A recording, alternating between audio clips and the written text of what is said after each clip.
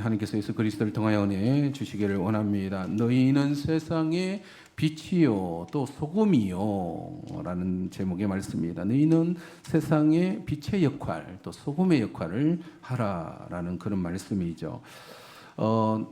사람이 살아가면서 던지는 아주 근본적인 질문이 있습니다. 두 가지 근본적인 질문이 있는데 그 하나가 나는 누구인가라는 질문입니다.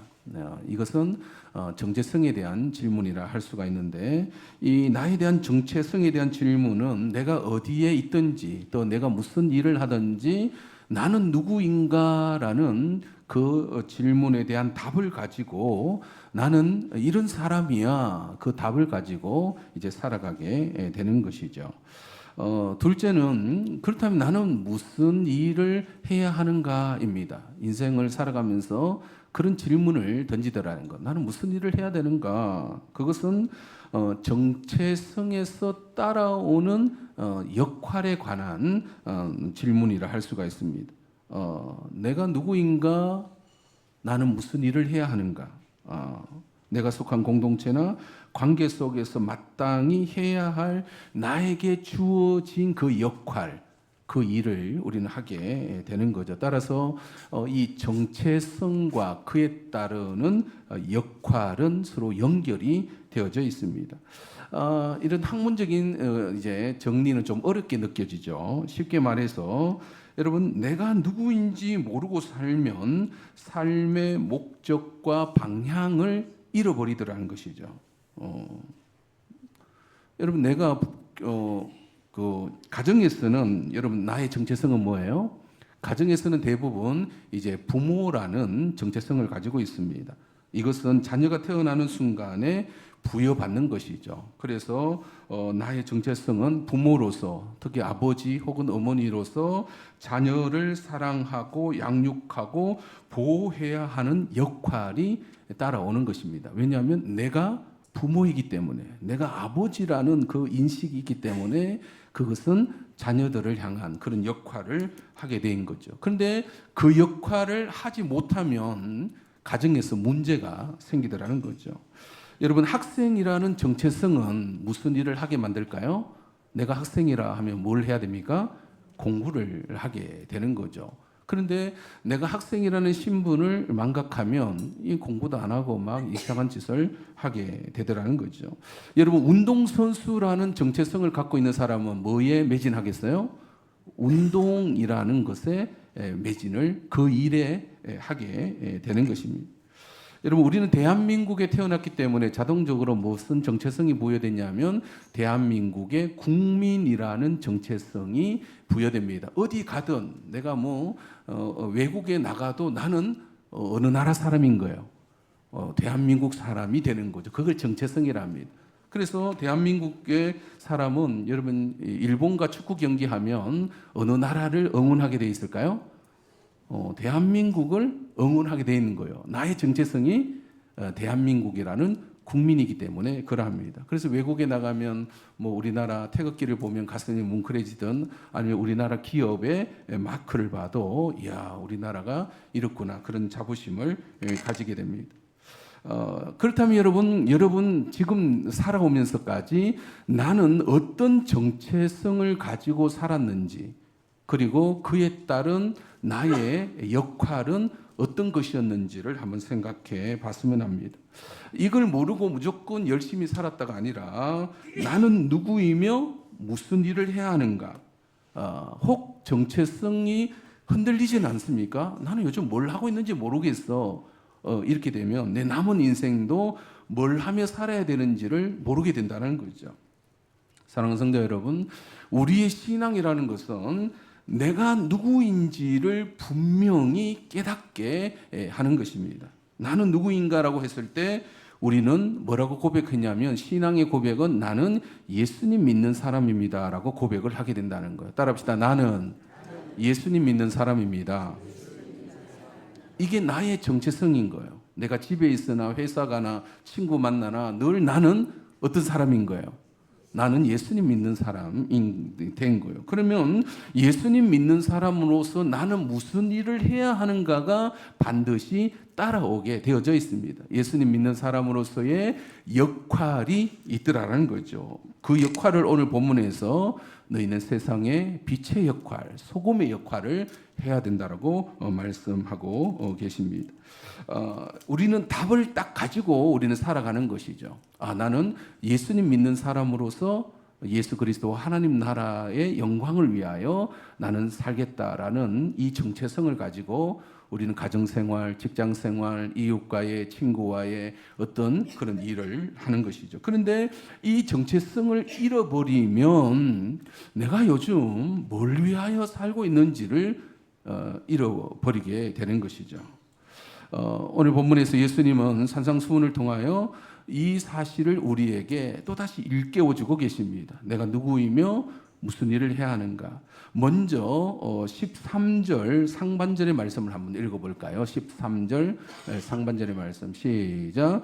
너희는 세상의 소금이니. 그리고 14절 또 상반절의 말씀 시작.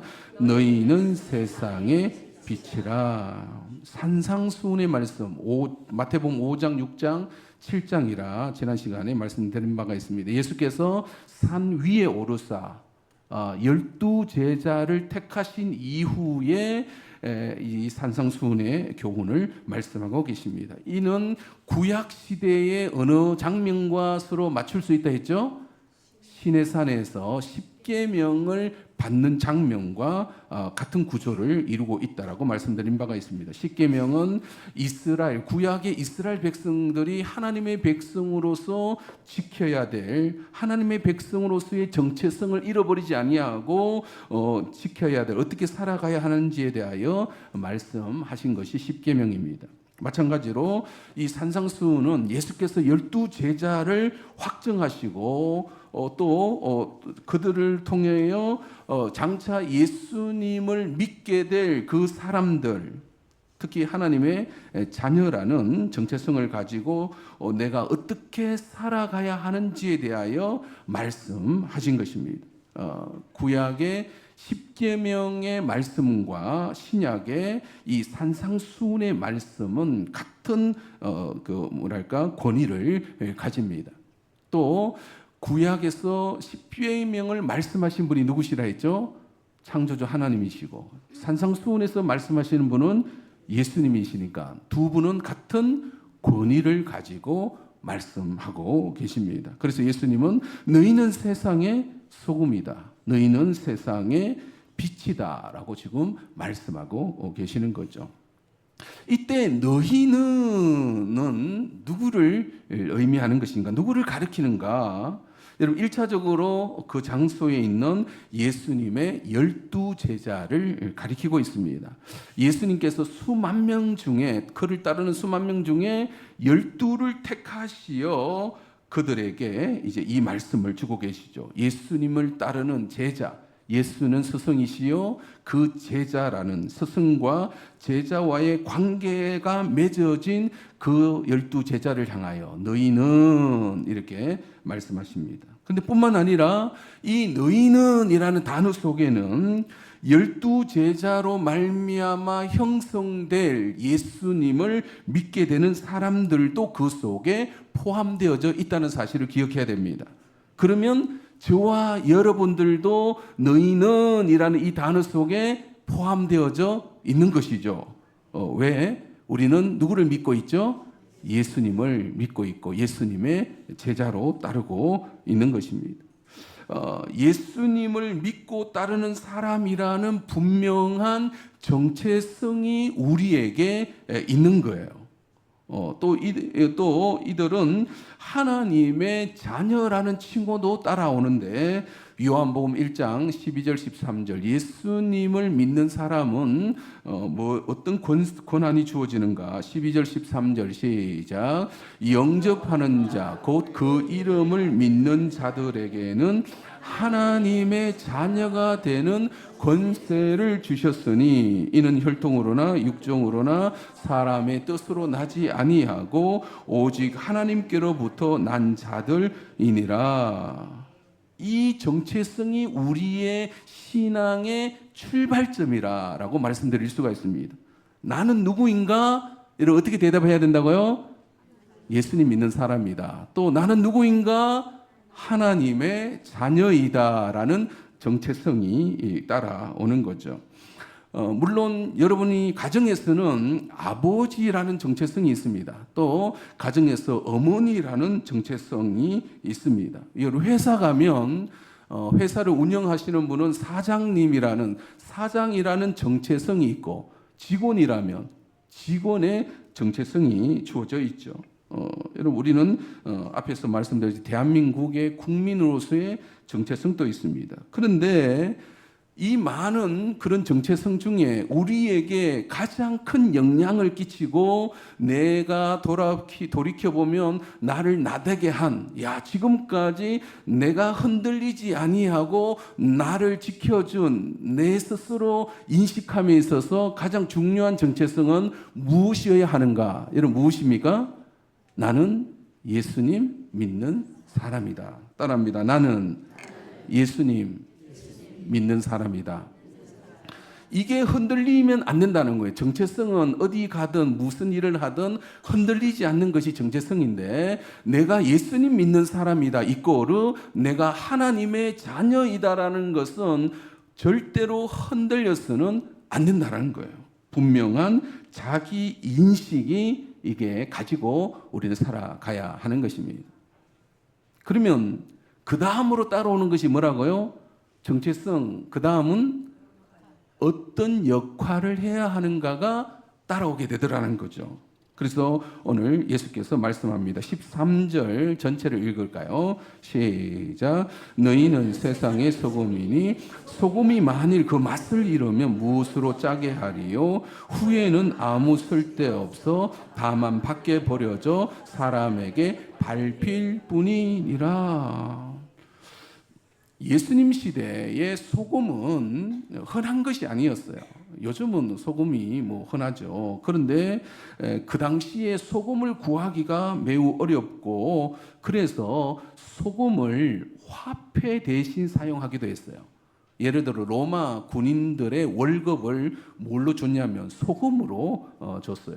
셀러리. 그래서 이 봉급이라는 단어, 셀러리라는 단어가 라틴어 살에서 나오는데, 이 앞에서 살이 소금을 뜻합니다.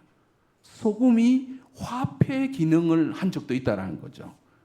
그래서 예수께서 이제 제자들에게 너희는 세상의 소금이다라고 했을 때 제자들 귀에는 어떻게 들렸냐면, 너희는 너무나 귀한 존재들이다. 없어서는 안 될 아주 소중한 존재들이야. 이렇게 들린 거예요.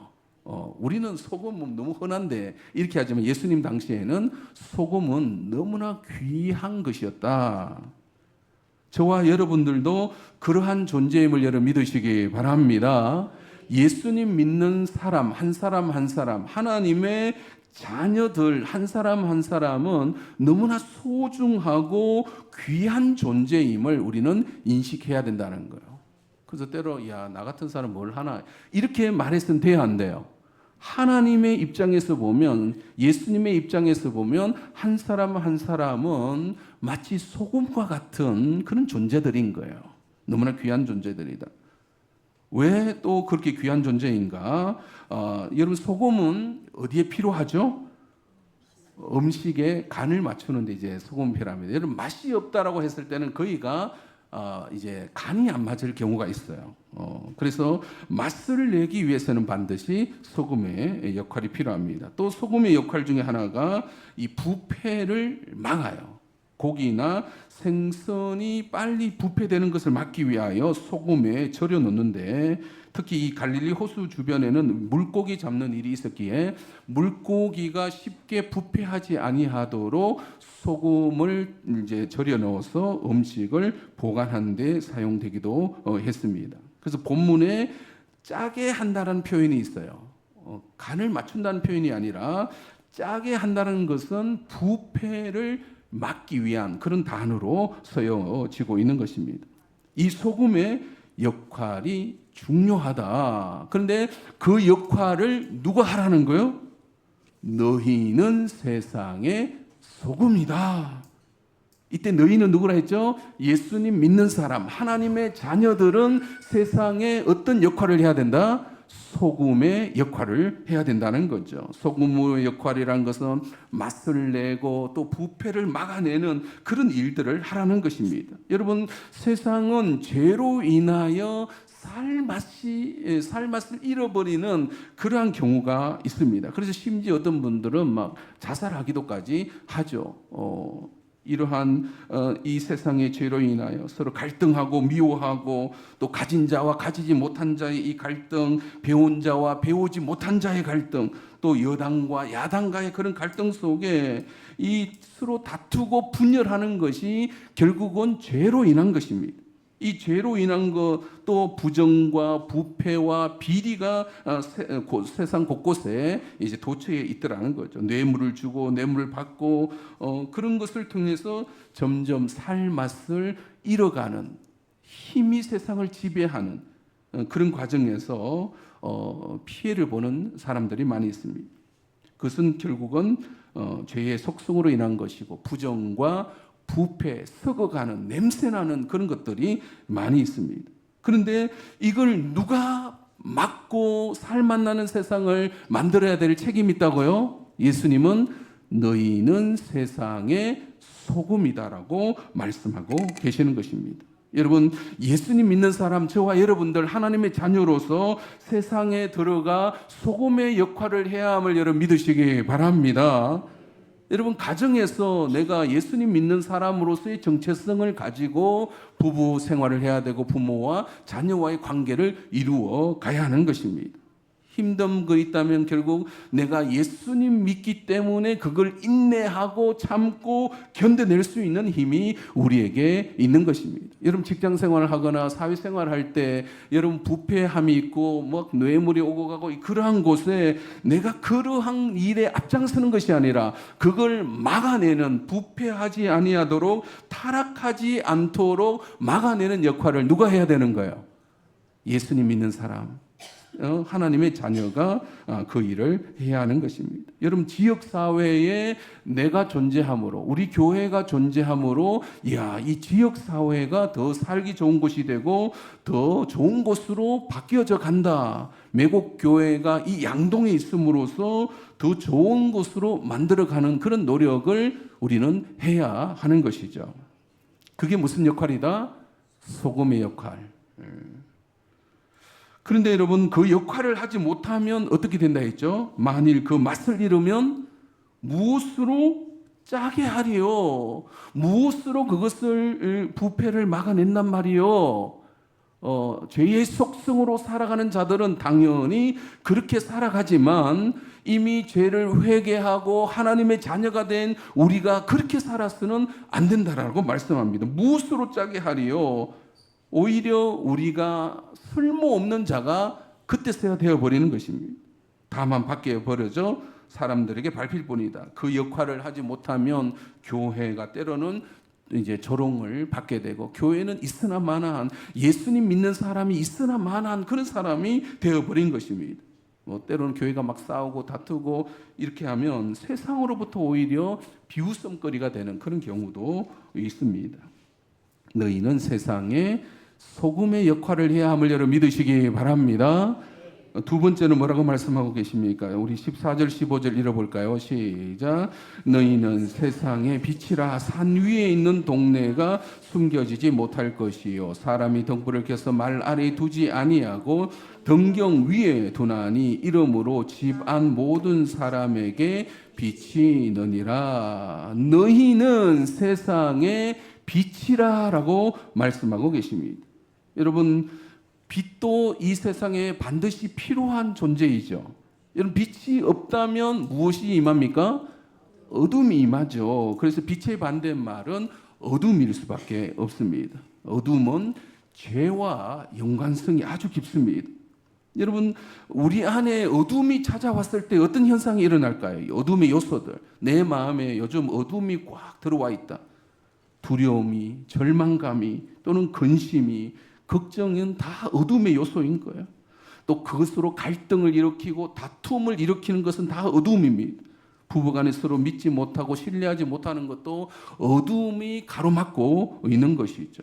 또 우리나라 요즘 경제적으로 어둠이 짙게 드리워져 있다는 것은 그만큼 살기 어려운 그런 시간들이라 할 수가 있습니다. 정치적으로 심한 갈등과 대립도 어둠에 들어와 있고 미국과의 관세 문제도 이제 어둠이 짙게 드리워져 있는 것입니다. 그렇다면 이 어둠을 몰아낼 수 있는 역할, 이 역할을 해야 되는 사람이 누구라는 거예요? 너희는 세상의 빛이라. 이때 너희는 누구라고 했죠?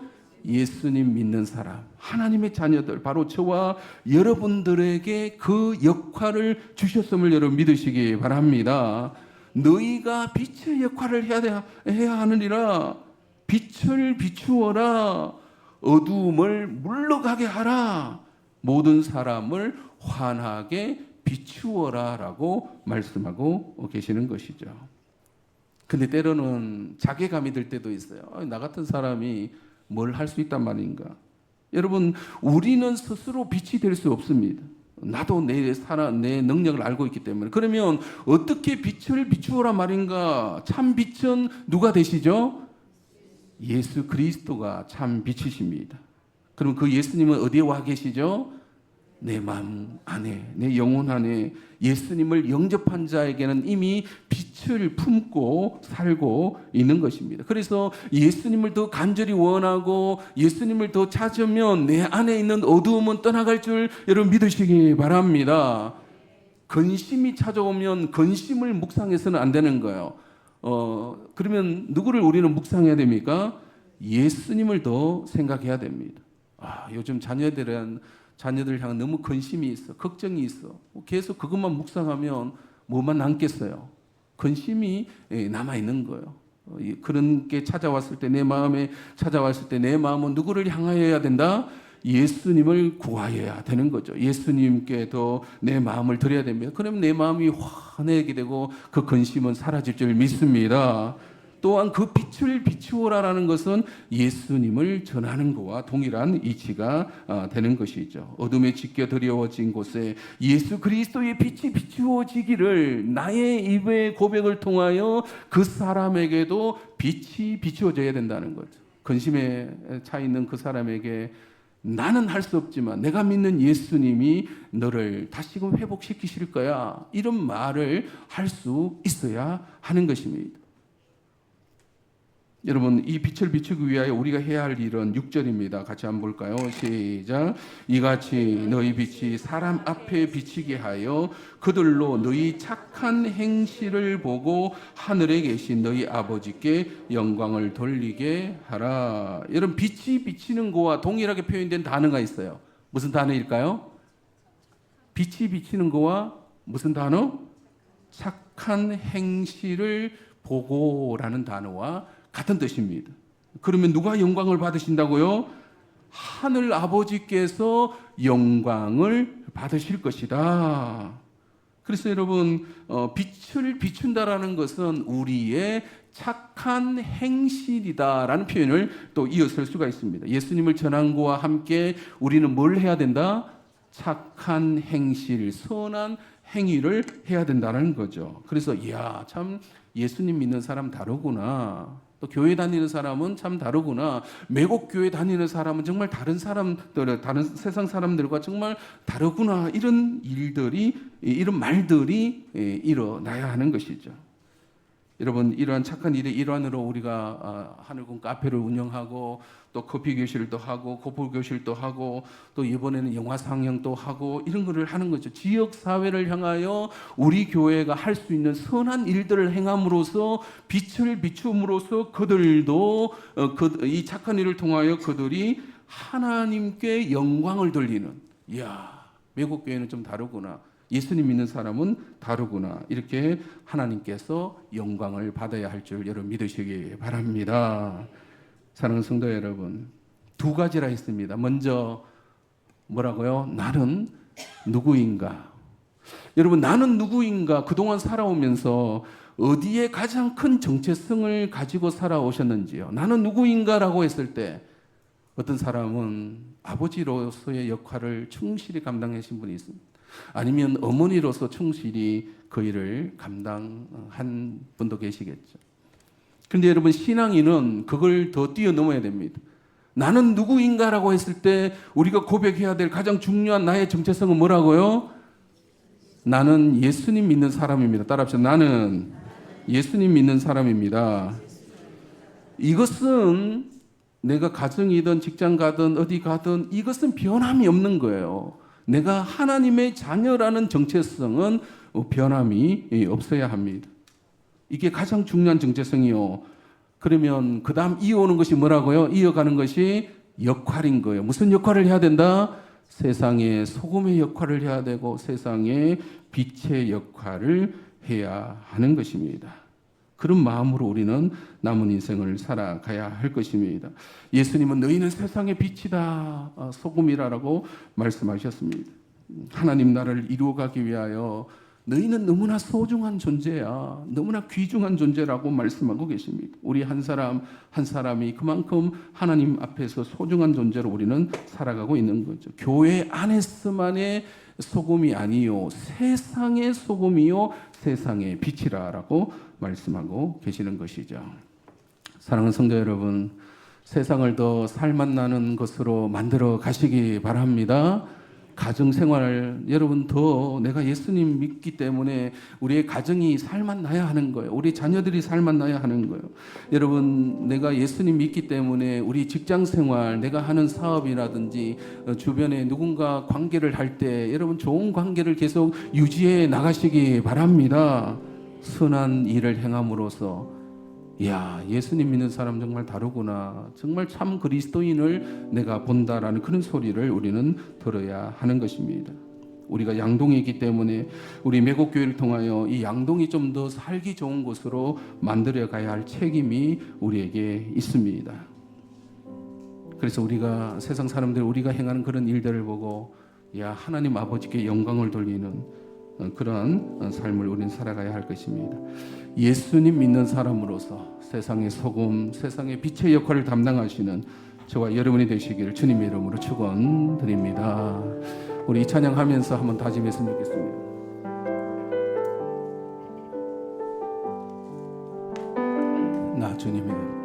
나 주님의 기쁨 되기 원하네. 내 마음을 새롭게 하소서. 새 부대가 되게 하여 주사. 주님의 빛 비추게 하소서. 나 주님의 기쁨 되기 원합니다. 나 주님의 기쁨 되기 원하네. 내 마음을 새롭게 하소서. 새 부대가 되게 하여 주사. 주님의 빛 비추게 하소서. 내가 원하는 한 가지 주님의 기쁨이 되는 것. 내가 원하는 한 가지 주님의 기쁨이 되는 것. 겸손히 내 마음 드립니다. 겸손히 내 마음 드립니다. 나의 모든 것 받으소서. 나의 맘 깨끗게 씻어 주사. 주의 길로 행하게 하소서. 내가 원하는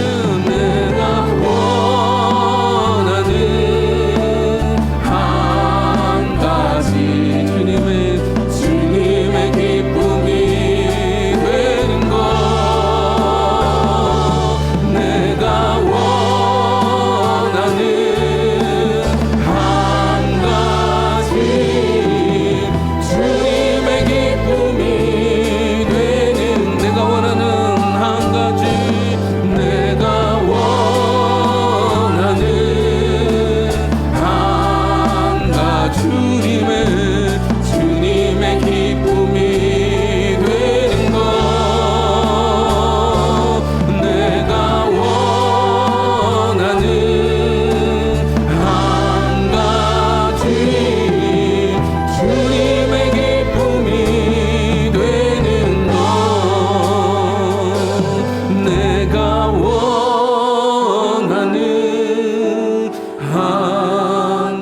기도를 담고 주님의 기쁨이 되는 것